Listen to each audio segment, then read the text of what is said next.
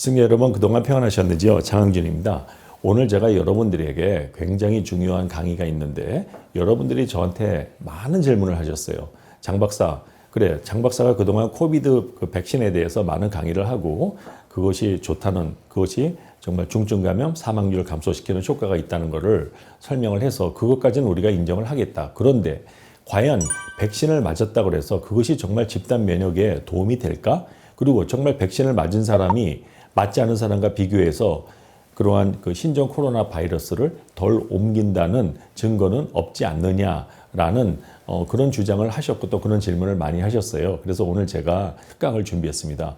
예, 오늘도 제 강의는 두 가지 아주 중요한 논문의 기초에서 그것이 정말 사실인지 코비드19 백신이 정말 바이러스 확산을 막는 데 도움이 되지 않고 단지 중증 및 사망률을 감소하는 데만 도움이 된다는 그 주장이 과연 맞는 것인지에 대해서 오늘 한번 팩트 체크를 해보도록 하겠습니다.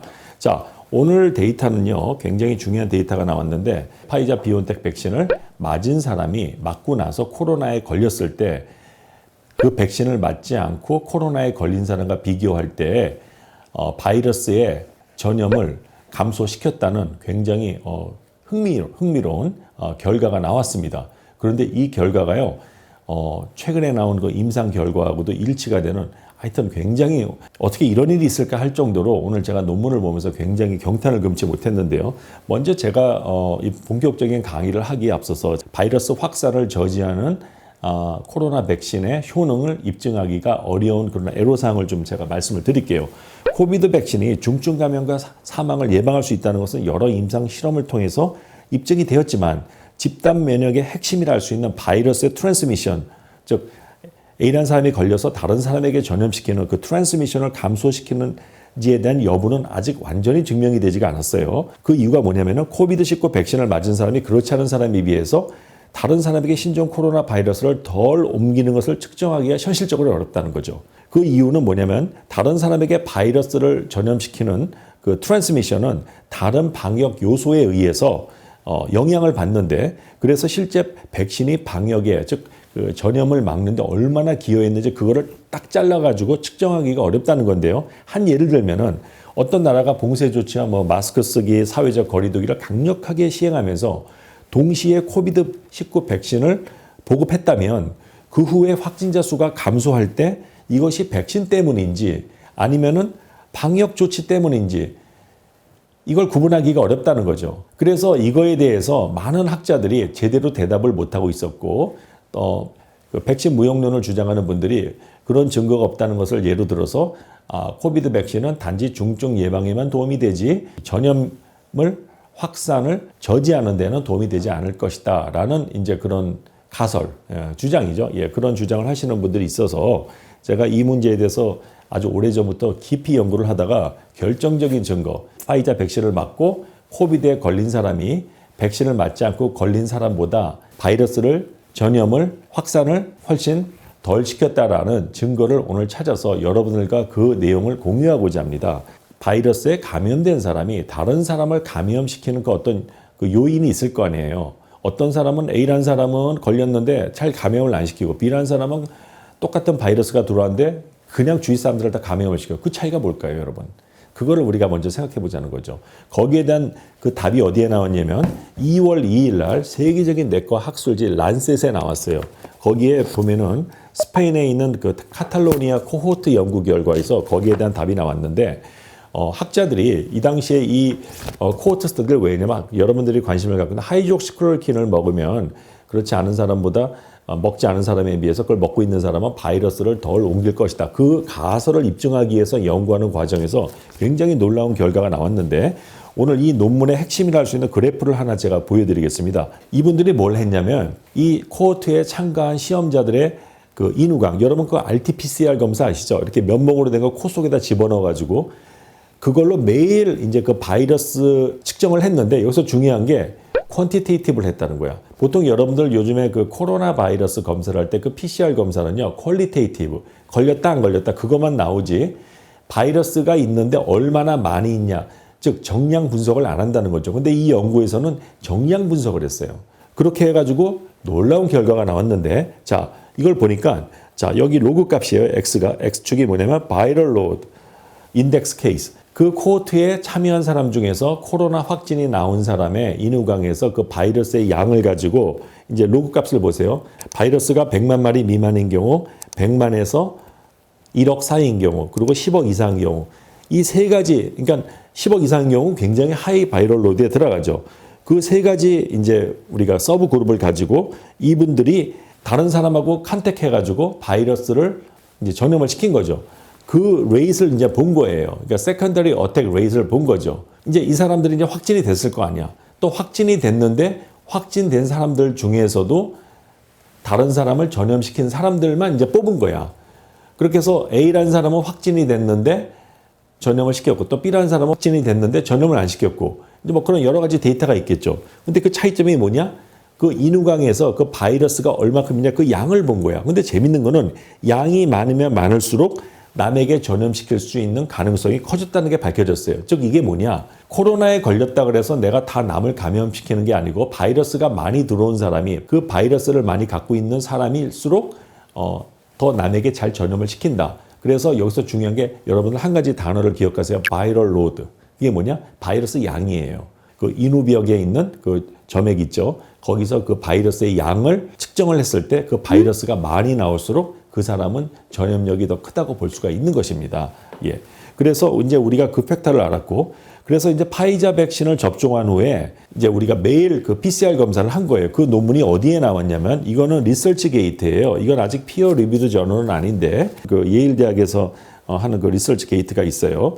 거기에서 나온 논문을 보니까 상당히 재밌는 그 결과가 이스라엘에서 나왔는데 이것도 얼마 전에 나온 거예요. 이게 이스라엘 하이파에 위치한 테크니온 이스라엘 인스티튜트 오브 테크놀로지의 연구진이 2021년 2월 6일 medRxiv 리서치 게이트에 보고한 논문에 의하면은 첫 번째 이 파이자 백신을 맞고 나서 12일째부터 코비드19에 감염된 사람, 즉 백신을 맞고 신종 코로나 바이러스에 감염된 사람은 백신을 맞지 않고 아는 사람보다 인후각에서 채취한 PCR 샘플에서 바이러스가 4배나 적게 검출된 것으로 나왔어요.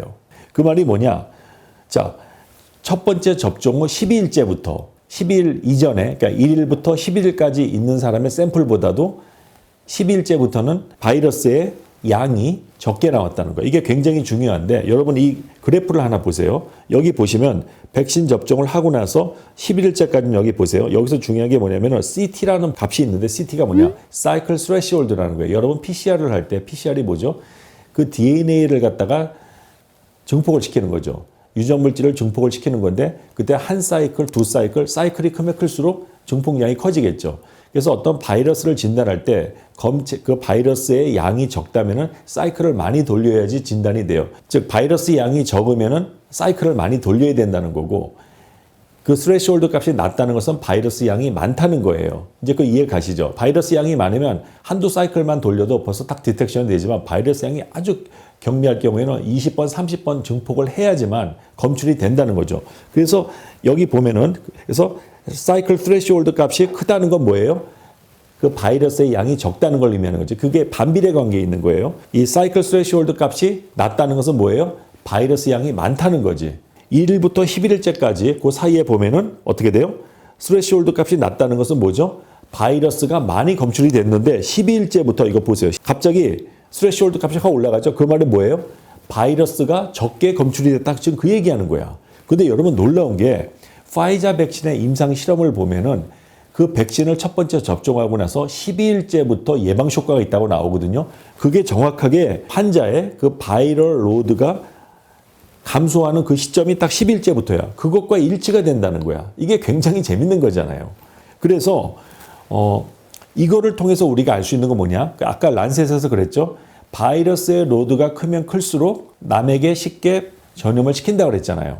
그런데 파이자 백신을 맞고 나면 12일째부터 바이럴 로드가 이렇게 감소가 돼. 파이자 백신을 맞은 사람은 맞지 않은 사람보다 한 명은 파이자 백신을 맞고 걸렸고 또 한 그룹은 백신을 맞지 않고 걸린 거야. 했을 때 누가 전염을 적게 시킬까요? 당연히 파이자 백신을 맞은 사람이 12일째부터 바이럴 로드가 적기 때문에 아까 그 란셋에서 나온 그 논문의 내용을 본다면 논리적으로 합리적인 결론을 내리자면 파이자 백신을 맞고 인후강의 바이럴 로드가 낮은 집단이 백신을 맞지 않은 집단보다 남을 덜 감염시킬 수 있다는 간접적인 증거가 여기서 나온 겁니다. 이것에 판단해서 지금 많은 방역 전문가들은 파이자 백신뿐만 아니라 그와 유사한 모더나 백신, 아스트라제네카 백신, 다른 핵산 백신에서도 이와 유사한 효과가 있을 것이라고 발표를 했고요. 그리고 또 최근에 아스트라제네카 백신, 여러분들이 좋아하는 아스트라제네카 백신이 무증상자를 줄인다는,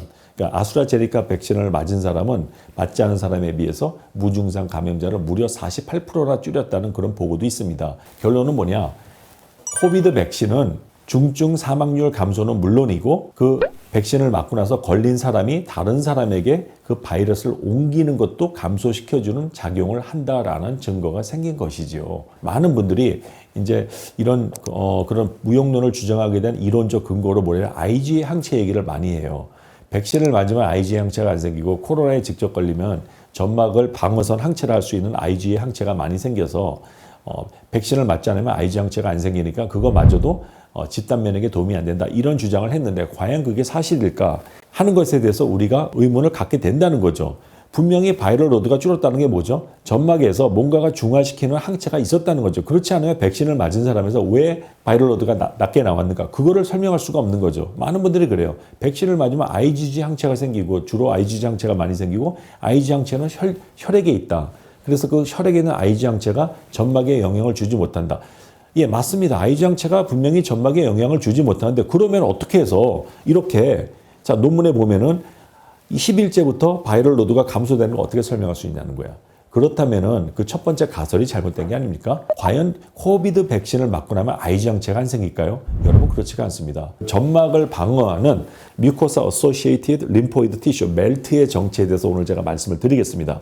여러분 점막이 뭐예요? 코 안에도 그 상피세포가 있고 그 점막이 있죠. 콧물 나오고 미끌미끌한 그 점막이 있고 우리 폐에도 있고 기관지에도 있고 또 어디에 많죠? 우리 장관에 점막이 있죠. 자, 우리 인체에서 가장 많이 하루에 생산하는 항체가 뭘까요? 바로 IgG 항체입니다. IgA 항체입니다. 뭐 항체가 여러 가지죠. 뭐 IgG, IgM, IgA가 있는데 IgA 항체가 우리 몸에서 가장 많이 만드는 이걸 보고 이제 Secretory Immunoglobulin, 즉 분비되는 항체예요. 특히 장관에서는 그 IgA 항체가 엄청나게 많이 그 장 점막에서 분비가 되기 때문에 우리가 그렇게 나쁜 음식, 세균 있는 그런 더러운 음식을 먹어도 우리가 탈이 안 나는 게 우리 장에서 IgG 항체가 대부분의 패소젠을 중화시킨다는 거예요. 근데 그 똑같은 게 콧물, 그 다음에 가래, 기관지, 폐도 그게 존재한다는 거지. 뮤코사 어소시에이티드 림포이드 티슈가 뭐냐? 자, 해부학적으로 보면 그거예요. 점막 조직을 갖다 우리가 딱 잘라서 슬라이드를 보면은 여기 있는 상피세포가 있고 그 밑에 보면 이렇게 까만 덩어리 보이죠. 이게 바로 그 림포이드 티슈. 이게 바로 임파구가 모여 있는 거예요. 자, 그래서 이걸 옆에 그림을 보면은 좀 더 알기 쉽게 설명하면은 점액이 있죠. 그 상피세포를 덮고 있는 점액질이 있고 그 밑에 상피세포가 있고 그 상피세포 밑에는 라미나 프로프리아라는 그런 이제 조직학에서 말하는 그 조직이 있어요. 거기 보면은 이렇게 임파구가 모여 있는 덩어리가 있다. 이걸 보고 이제 이게 장에 있을 때 소장에 있을 때 이걸 페이어 패치라고 그러고 편도선, 여러분들 편도선 많이 붓죠. 그게 바로 전형적인 바로 이 멜트야, 멜트. 뮤코사 어소시에이티드 림포이드 티슈의 대표적인 편도선, 이런 방어선이 있다는 거죠. 그런데 여기 보면은 많은 사람들이 그래. 백신을 맞고 나서 IgA를 만드는 B세포가 만들어진다는 증거가 있다면 그 IgA가 과연 혈액에만 머물까? 그렇지가 않다는 거지. 혈액에 있는 IgA가 림패틱스, 림파관을 통해서 점막 조직에 갈 수가 있고 또 점막 조직에서 만들어진 IgA 항체가 림패틱, 임파관을 통해서 혈액으로 가서 IgA 항체를 거기서도 나타나게 할 수 있다는 게 지금 밝혀졌어요. 즉 IgA 항체가 점막에만 머무르는 게 아니라 혈액에서 만들어졌던 점막에서 만들어졌던 이 두 개가 서로 왔다리 갔다 할 수 있는 통로가 있는데 이게 완전히 통로가 단절된 게 아니라 혈액에서 직접 림포이드로 가는 게 아니고 그 사이에 림패틱이라는 게 있어요, 여러분. 그게 뭔지 아세요? 여러분 핏줄이 있는 것처럼 림프액이 흐르는 다른 또 그 통로가 있어요. 그걸 그냥 림패틱스라고 그래요. 림패틱스를 통해 가지고 조직과 혈액이 같이 왔다리 갔다 하는 거야. 그 사이 그 인터페이스 같은 거지. 점막 조직이고 이게 혈액이야. 이 두 개가 완전히 시멘트 콘크리트로 막혀 있는 게 아니고 림패틱을 통해서 점막에서 만들어진 IgG 항체가 혈액으로 갈 수도 있고 또 골수에서 기원한 B세포가 IgA 항체를 만들어서 그 IgA 항체가 점막으로도 갈 수 있는 그 루트가 있다는 게 밝혀졌다는 거죠. 그래서 나는 왜 사람들이 코비드 백신은 점막에다 주는 게 아니지? 뭐 모더나 백신을 갖다 코에다 뿌리는 사람 설마 없겠죠. 그랬다가 아마 그 사람 그날 아마 코가 부어가지고 응급실 갈지도 몰라요. 그런 거 절대 하지 마세요. 어떤 사람 또 IgA 항체 만드니까 점막에다가 이거 뿌린다고. 예, 언젠간 그런 백신이 나오겠죠. 저는 분명히 IgA 항체 중요하다고 생각을 하는데 굉장히 재밌는 게 뭐냐. 자, 백신을 맞고 나면 IgM이 만들어져. IgM. 그 다음에 IgG가 만들어지거든. 근데 놀라운 또 결과가 뭐냐.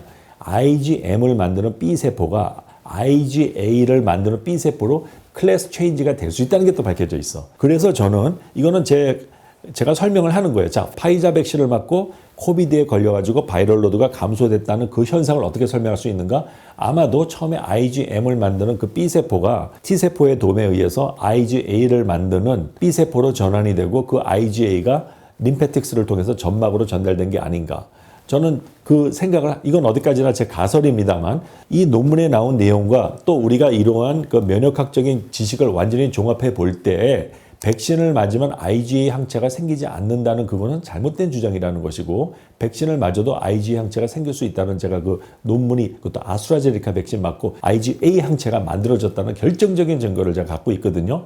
그래서 저는 이 혈액에서 만들어진 IgA 항체가 점막으로 이동이 된 게 아닌가. 아니면 그 B세포가 그 림페틱스를 통해서 이렇게 이동된 게 아닌가. 근데 많은 사람들이 혈관하고 점막은 절대로 교통을 하지 못하고 영향을 주지 못한다는 이상한 그런 주장을 하는 분들이 있어 너무 안타까운 거예요. 림페틱스를 안다면은 그런 주장이 나올 수가 없는데 혈관, 림프관, 점막 조직 이 세 개가 서로 왔다리 갔다 서로 세포와 항체를 교환할 수 있는 그런 오픈 시스템이라는 것을 오늘 제가 말씀을 드리는 겁니다. 그래서 오늘 제 강의의 결론은 무엇이냐. 파이자 백신을 맞고 나서 코비드에 걸린 사람은 백신을 맞지 않고 걸린 사람보다 바이럴 로드가 적기 때문에 타인에게 덜 전염을 시키는 것이고 따라서 코비드19 백신을 우리가 보급하는 것이 집단 면역 형성에 도움이 된다라고 저는 주장을 하는 것입니다. 저는 그것에 대한 그 증거로서 두 가지 논문을 인용을 했고 또 IgA에 대해서 많은 분들이 알고 있는 백신을 맞으면 IgA가 항체가 생기지 않는다는 그 주장은 잘못된 주장이라는 것을 오늘 말씀을 드리는 겁니다. 뭐를 반대하는 건 좋아요. 뭐 백신에 뭐 부작용이 있고 다 좋습니다. 반대하는 분들 음모론만 아니면 제가 다 인정을 하는데 그래도 뭔가를 반대할 때는 정확한 팩트에 의해서 해야지 잘못된 정보를 가지고 이걸 반대하니까 문제라는 거죠. 정확한 정보를 가지고 반대한다면 그걸 우리가 받아들이지 않겠습니까? 적어도 뭐가 이것이 맞다 틀리다를 얘기하려면 이 근거를 제시해야 되거든. 이러한 실험 결과에 의해서 그 가설이 틀린 거라면 그 가설은 수정돼야 되는 거죠. 뭐 창피한 게 아닙니다. 예. 뭐 누가 누구를 비난하고 뭐 누가 누구보다 잘났네 이런 차원이 아니라 이건 어떤 퍼스널한 게 아니고 감정적인 게 아니고 그냥 사실로서 옳고 그름을 보는 것 뿐이지 그 이상 그 이하도 아니라는 거죠. 과학자들도 많은 가설을 만들지만 실험을 해서 다른 결과가 나오면 그 가설 수정하는 건 비일비재하거든요. 그래서 그 학자가 잘못된 건 아니죠. 반드시 이렇게 논문을 통해 가지고 팩트 체크를 해야 된다는 겁니다. 저는 이런 걸 굉장히 많이 하기 때문에 이런 유튜브 하나 준비할 때 굉장히 많은 시간을 소모하게 돼요. 예. 누가 한 내용을 그대로 그냥 앵무새처럼 유명한 사람이 그렇게 말했대 라고 한다면 제가 유튜브 하루에 1000개도 만들지만 저는 오늘 이거 준비하기 위해서 논문을 갖다 적어도 4개를 참조했고 그중에서 2개를 제시한 거고 예. 그래서 여러분 참 굉장히 어려운 시대입니다. 그래서 저는 지금까지 제가 경험한 바로는 상당히 좋은 것 같아요. 왜냐하면 지금까지 제 환자들 중에 코로나 걸린 사람들은 전부 백신 안 맞은 사람들이지 백신 맞은 사람들이 저한테 확진돼가지고 전화를 하거나 찾아온 경우는 지금까지 한 명도 못 봤어요. 그래서 저는 백신에 대해서는 시간이 가면 갈수록 저는 더 신뢰가 생기는 것 같고요. 또 제 환자 중에도 아직까지 심각한 부작용 단 한 케이스도 보지 못했습니다. 다음 시간에는 여러분들이 궁금해하는 코로나에 걸린 사람이 백신을 맞아야 되는가? 또 그거에 대해서도 좀 논란이 많습니다. 거기에 대한 또 중대한 또 강의가 있습니다. 오늘 제 강의가 여러분들의 인상에 15%라도 도움이 됐다면 꼭 구독과 좋아요를 눌러주시길 바랍니다. 감사합니다, 여러분.